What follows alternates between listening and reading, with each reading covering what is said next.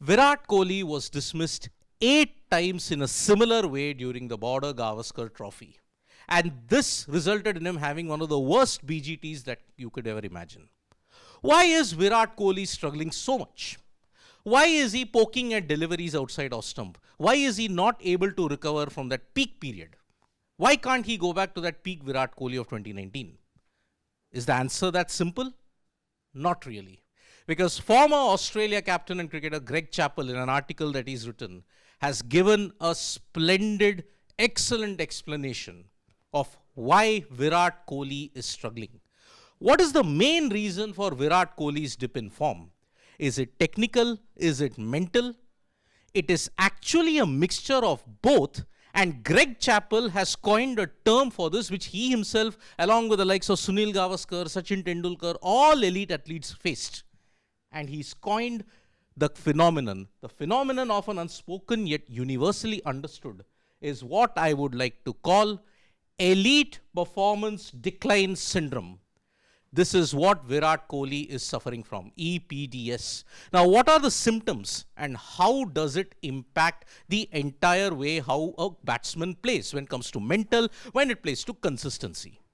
The first major factor in this, EPDS, again, elite performance decline syndrome, first visible sign is a subtle yet unmistakable shift in a player's approach to the crease. When a player who's in peak form, he comes to the crease, he's full of confidence, full of bravado, he wants to take on the bowlers. But in EPDS, what happens? Gone is the fearless intent of youth, it is replaced by caution. Virat Kohli has in recent years shown a tendency to begin tentatively. The first major symptom of EPDS is a tentative start. You want 20-30 runs, then you will get into the groove. But that doesn't happen. And that is why now for the past 5 years, yes, he's had 1 or 2 peaks, but after that it's only been a trough. It's all because of EPDS. Now the first major symptom is caution. That starts to play around with the mind. Now, what is the major impact that the first symptom will have? Growing aversion to risk. Now a batter will not want to take risk. A creeping self-doubt that stems from the weight of poor performances, heightened security. It's all falling in place for Virat. I mean, isn't it? Bad performances in the last 1-2 years, there's heightened scrutiny because it is the Virat Kohli, the gold standard when you look at consistency, that is now playing on his mind. The slightest crack in their mental strength can disrupt the clarity required to dominate bowlers. Because you have taken a cautious approach, the lack of clarity is missing, and that is why you will not be able to take on the bowlers. So that is the first major impact. Now the second major symptom that EPDS has in the case of Virat Kohli, neuroplasticity. What is neuroplasticity? The brain's ability to form and strengthen neural connections slows with age. Now in cricket, what does that do?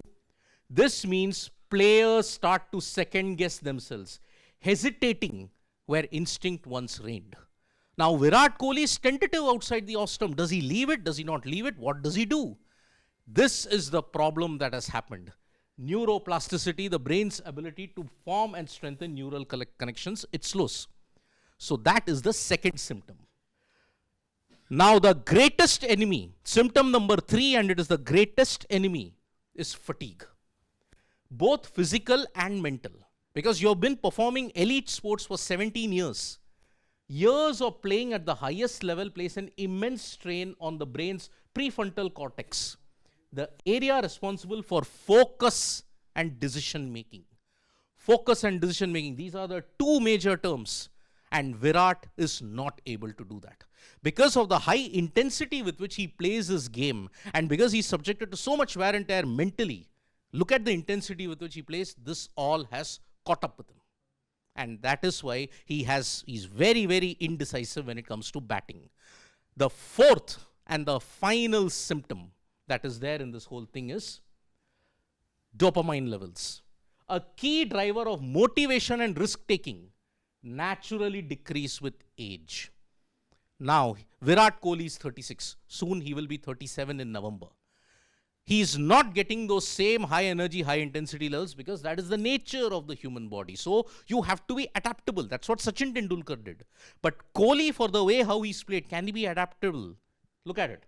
Naturally decrease with age. So this is the clincher. As a result, reaction times slow and introduces hesitation. This decline might explain why older players often adopt a survival first mindset.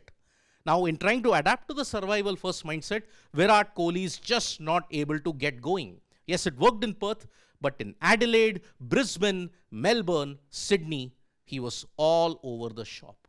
And that is the key factors. EPDS, always remember this now. When you analyze Virat Kohli's slump, this quotes that Greg Chappell has mentioned in the article, it is a must read because an elite athlete is talking about another elite athlete.